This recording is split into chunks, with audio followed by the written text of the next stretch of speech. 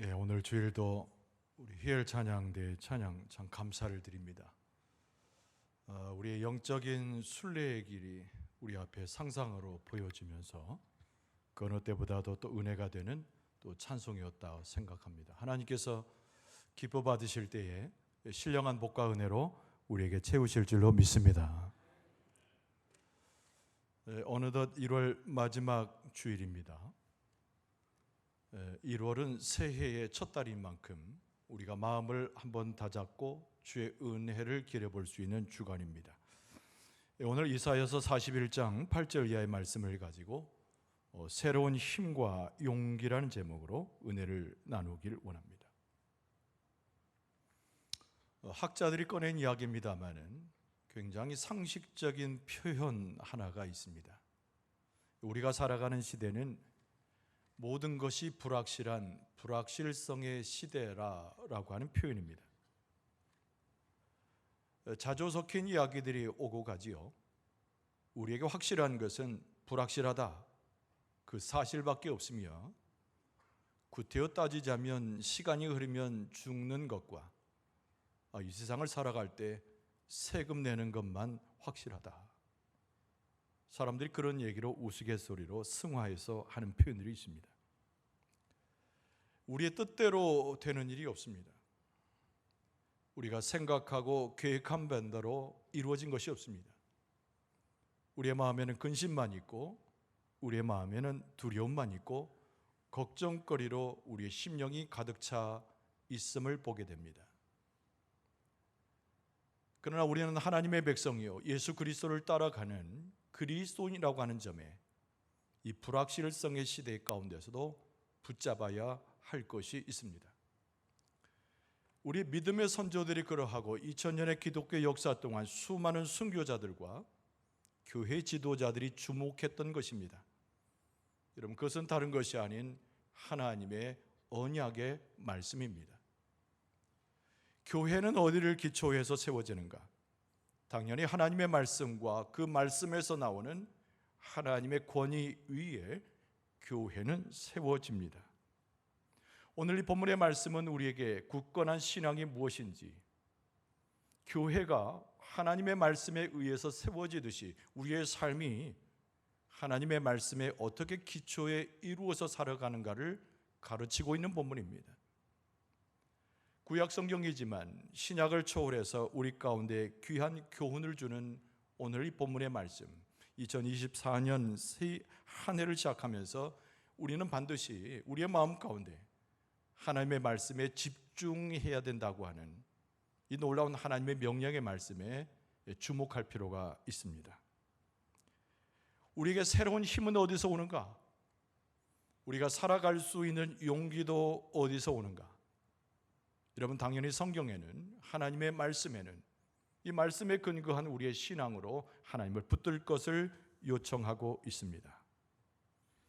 오늘 우리는 이사야서 41장 본문을 대합니다. 축복의 말씀을 드리며 하나님의 은혜가 함께하고 주께서 우리를 붙드실 때에 이 말씀이 우리에게 새로운 힘이 되어지고 우리의 모든 불확실성을 걷어낼 수 있는 하나님의 용기와 하나님의 능력이 될 수 있기를 바랍니다. 오늘 이 본문의 말씀은 우리에게 무엇을 가르쳐 줍니까? 우리는 누구이며 우리는 하나님의 능력과 그 말씀을 어떻게 붙들어야 되는지를 교훈합니다. 여러분, 첫 번째로 오늘 본문의 말씀은 하나님께서 우리를 이미 택하셨다는 말씀으로 우리를 인도하고 있습니다. 여러분, 한번 따라서 봅시다. 하나님께서 우리를 이미 택하셨습니다. 오늘 본문의 말씀 가운데 8절은 이렇게 시작해요. 그러나 나의 종 너 이스라엘아, 내가 택한 야곱아, 나의 벗 아브라함의 자손아, 이렇게 부르면서 오늘 본문의 말씀이 시작되고 있습니다. 혼란과 어려움 속에서도, 불확실한 상황 가운데서도 우리가 제일 먼저 기억하는 것은 하나님께서 나를 부르시는 그 음성입니다. 나의 종 너 이스라엘아, 이렇게 하나님이 우리를 부르신다는 거지요. 여러분, 이스라엘은 작은 나라입니다. 별로 내세울 것이 없는 나라입니다. 그러나 이 표현 속에서 우리는 무엇을 봅니까? 이방은 강대하고 제국을 이루었지만 이것과 차별적으로 하나님께서 이스라엘을 부르셨다고 하는 것을 우리는 주목하게 됩니다. 그러면서 나의 종이라고 부르고 있어요. 종은 변변치 않은 것이지만 영예로운 관과 같이 성경에는 수많은 인물들을 그렇게 불렀던 것을 우리는 기억을 합니다. 하나님이 모세를 부르셨을 때도 나의 종이라고 말씀하셨고, 위대한 성군인 다윗을 부르셨을 때도 같은 용어를 사용하셨습니다. 하나님의 말씀을 담아서 시대를 초월하여 예언을 선포한 수많은 선지자들에게도 하나님께서 나의 종이라고 하는 표현을 쓰셨습니다. 이 위대한 인물들의 공통점이 있는데, 하나님께서 영예로운 이름, 영광스러운 종이라고 부르셨을 때 그 모두는 하나님 앞에 넙죽 엎드려질 수 있는 겸손함이 있었다는 거예요. 그래서 자기의 뜻이 아니라, 자기의 생각이 아니라 하나님의 말씀대로, 하나님의 뜻대로 모든 것이 이루어지길 원하여 기도하고 행했던 자들이 앞에서 열거한 하나님의 종이라고 불렸던 위대한 사람들입니다. 근데 오늘 본문의 말씀은 이사야의 입술을 통해서 하나님이 우리를 그렇게 부르신다는 거죠. 과연 우리 스스로에게 질문해 볼 때 우리가 하나님의 종으로 불림받을 수 있는 존재인가?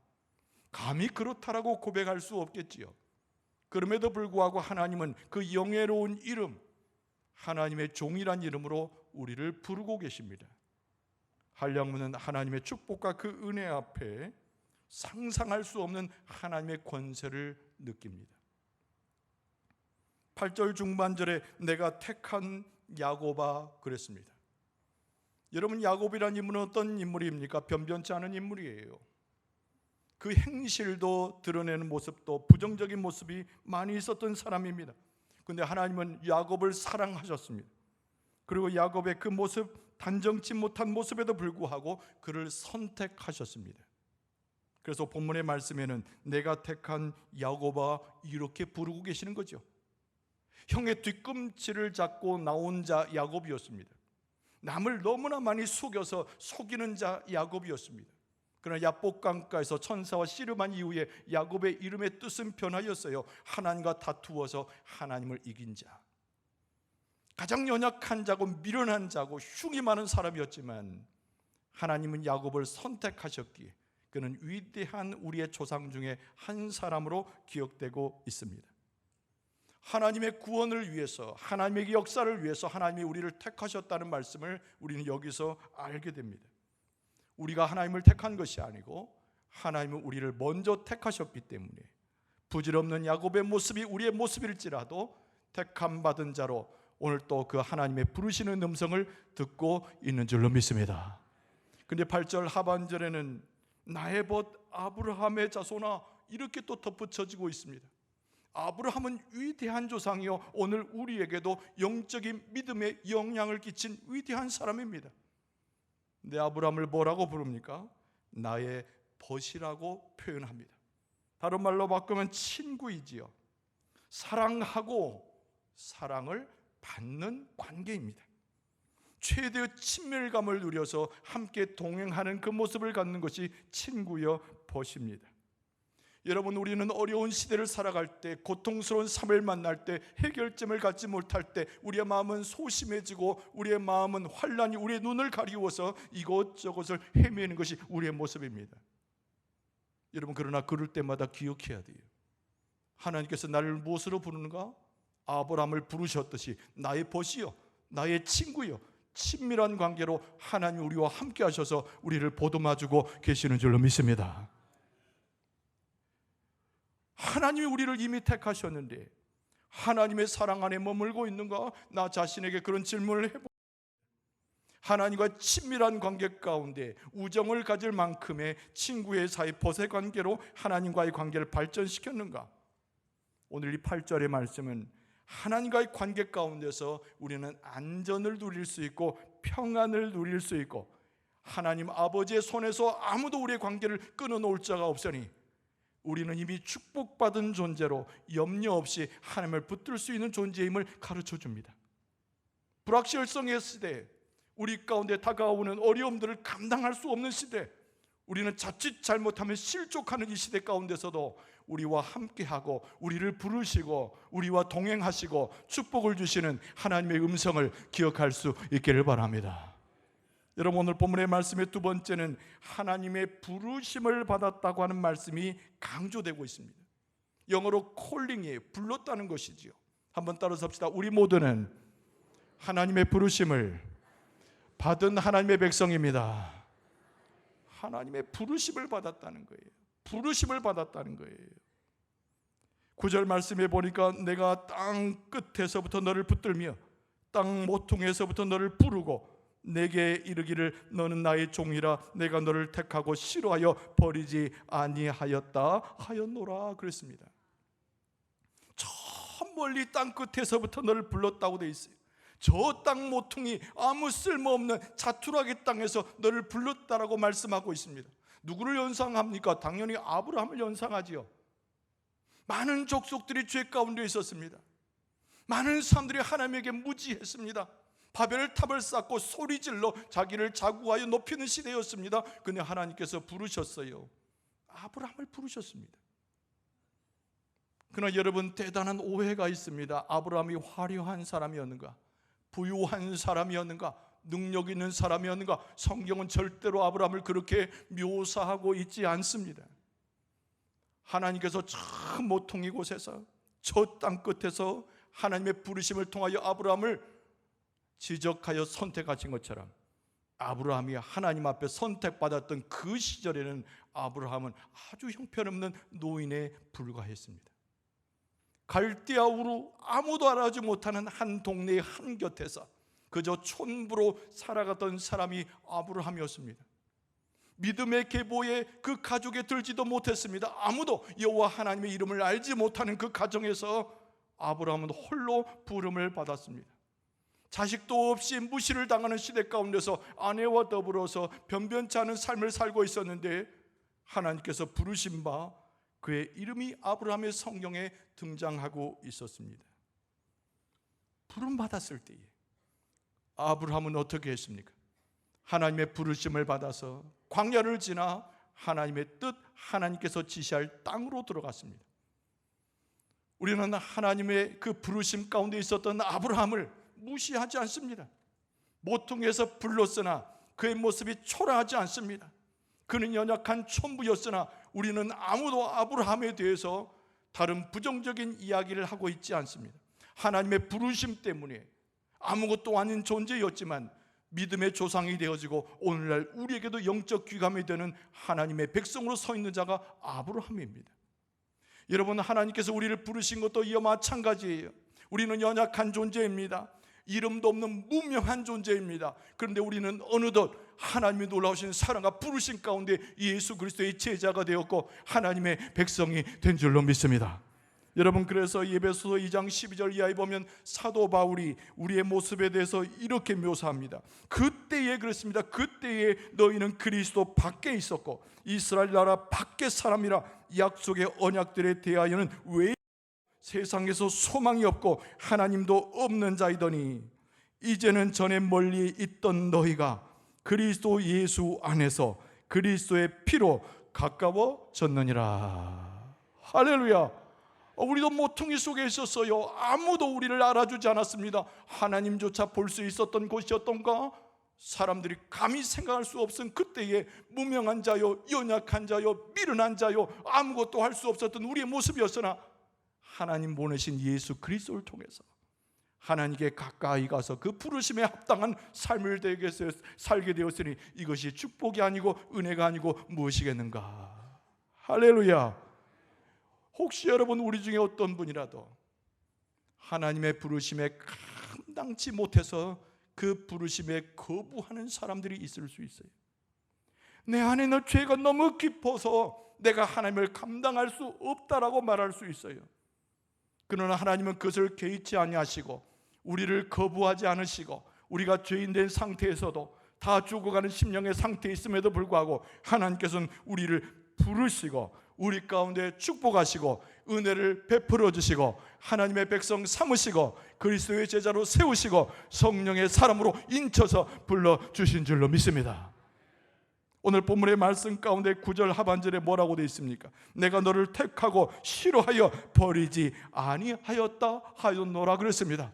세상 사람들이 우리를 멸시하고 사탄이 우리를 공격하여도 하나님은 우리를 멸시하지 아니하시며 우리를 멀리하지 아니하시며 우리를 찾으시고 부르시고 우리를 복되게 하시니 하나님의 놀라우신 부르심이야말로 최고의 축복이고 찬송할 제목인 줄로 믿습니다.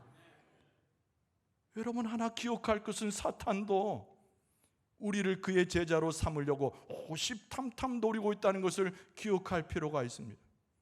그 마귀의 자식으로 우리를 삼으려고 지금도 우리를 유혹하고 우리를 넘어뜨리려고 합니다.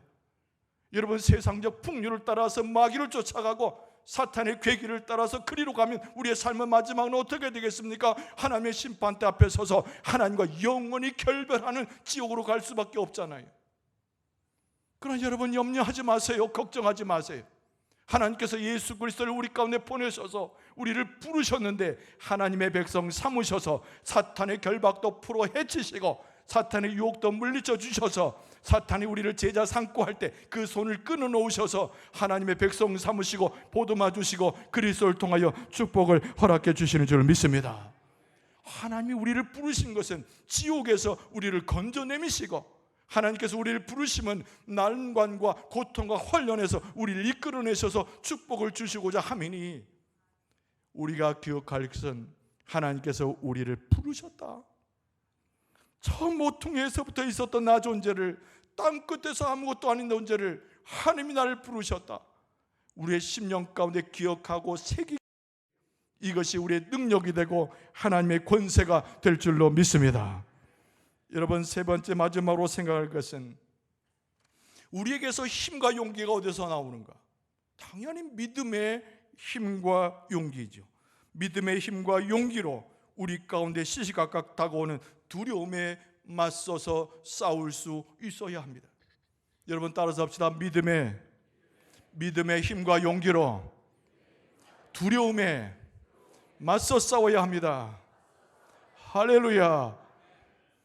여러분, 10절 상반절에 보면은 두려워하지 말라, 내가 너와 함께함이라, 놀라지 말라, 나는 내 하나님이 됨이라.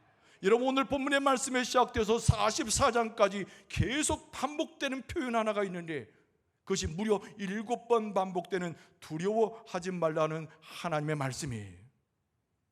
우리 가운데 다가오는 최대의 적은 뭐냐면 하나님과 우리 사이를 끊어놓게 하는 두려움입니다. 이거는 감정이 아니라 사탄이 우리 가운데 넣어놓은 올무이고 우리 가운데 사탄의 능력이 들어와서 우리를 넘어뜨리게 하는 사탄의 공격의 무기인 거예요. 오늘 이 본문의 말씀의 10절은 배경을 가지고 있는데 여러분, 그 배경이 다른 것이 아닙니다. 이스라엘 백성이 바벨론의 포로의 70년의 생활을 끝내고 예루살렘으로 돌아오는 과정 가운데 이스라엘 백성이 품었던 그 심정의 상태를 옮겨주고 있는 거예요. 70년의 포로 생활입니다. 하나님의 은혜 가운데, 하나님의 말씀 가운데 포로에서 노임을 받아 예루살렘으로 가야 됩니다. 그런데 어떻게 된 건지 이스라엘 백성들의 마음 가운데 무엇이 생겨났습니까? 마치 암초처럼 두려움이 생겨나기 시작했다는 거예요. 바벨론에서부터 예루살렘까지 거리가 얼마나 먼데 우리가 그것까지 당도할 수 있을까? 설사 예루살렘에 당도해도 무너졌던 성곽을 재건하고 하나님께 예배했던 성전을 재건해야 되는데 우리의 그런 물질과 그런 힘과 용기와 지혜가 있을까? 이스라엘 백성들의 마음 가운데는 하나님이 허락하신 해방의 기쁨보다 그 마음에 충만했던 것이 두려움이었다는 거예요. 이 두려움은 아까 표현한 대로 사탄이 우리에게 전달해주는 영적 무기 같은 겁니다. 사탄이 우리에게 전달해주는 우리를 무너뜨리는 사탄의 무기와 같은 거예요. 두려움은 끊임없이 우리를 괴롭힙니다. 그래서 하나님의 뜻을 애써서 무시하게 되고 하나님의 뜻에 행하지 못하도록 우리를 가로막아 버립니다. 두려움이라고 하는 것은 하나님 안에서 영적 목표가 있고 하나님의 말씀 가운데 순항하기를 원하지만 두려움이 가득 차게 되면 그 목표가 아둔해지고 희미하게 되고 그 목표 가운데 영적인 능력을 만듭니다. 두려움이 우리를 사로잡게 되면 제일 먼저 약화되는 것은 하나님을 향한 신앙이 약화가 되어서 우리는 그 자리에서 멈춰서서 한 발자국도 움직일 수 없게 되는 것입니다. 그러나 성경에 보면 이스라엘 백성이 그 두려움 가운데 있었지만은 하나님의 택한 자를 통해서, 하나님께서 부르신 자를 통해서 대거 예루살렘으로 들어가고 있음을 우리에게 말씀합니다. 그러면 이스라엘 백성이 그 두려움과 그 공포와 사탄의 공격을 이겨낼 수 있었던 그들의 진정한 영적 무기는 무엇이었던가? 여러분, 우리는 그것을 기억해야 돼요. 여러분, 이스라엘 백성은 예루살렘으로 귀환하면서 무엇을 생각했을까요? 첫 번째는 하나님께서 귀환하는 이스라엘 백성과 함께 하신다는 믿음이 충만한 줄로 믿습니다. 하나님의 뜻이었어요. 예루살렘으로 가는 것은, 예루살렘에 들어가서 성곽을 재건하고 다시 한번 성전을 세우는 것은 하나님의 계획이었기 때문에 당연히 하나님께서 함께 하시죠. 그들의 마음 가운데 믿음이 찾아왔습니다. 이것은 우리가 실패하는 것이 아니라 우리의 발걸음은 예루살렘에 들어가는 것은 하나님께서는 성공케 하실 것이라는 믿음이 있었다는 거예요. 그리고 하나님께서 먼저 일하셔서 우리는 그것을 쫓아갈 뿐이고, 하나님께서 먼저 앞서가시니 우리는 하나님을 따라가면 예루살렘의 성곽을 재건하고 성전을 세울 뿐만 아니라 다시 한번 하나님의 영광을 재현할 수 있음을 고백하고 하나님을 찬송할 수 있었습니다. 이것이 바로 두려움을 넘어서서 사탄의 괴계를 무찌르는 이스라엘 백성의 영적 무기였다는 거예요. 할렐루야. 여러분, 우리에게도 그런 영적 무기가 필요합니다. 혼란의 시대, 불확실성의 시대, 한치 내다보지 못하는 이 시대 가운데서도 우리는 마음 가운데 다잡고 고백해야 됩니다. 하나님께서 우리와 함께 하시는 줄로 믿습니다.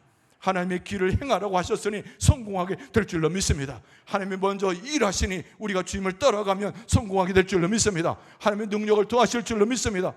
그래서 오늘 본문의 말씀 가운데 이사야서는 친절하게 하나님의 음성을 받고 더하여서 소위 말하는 삼중적 확인을 주고 있습니다. 세 가지로 하나님을 향한 믿음을 확신할 것을 요청하는 것이죠. 오늘 본문의 말씀 10절 하반절이 그 내용입니다. 내가 너를 굳세게 하리라. 참으로 너를 도와주리라.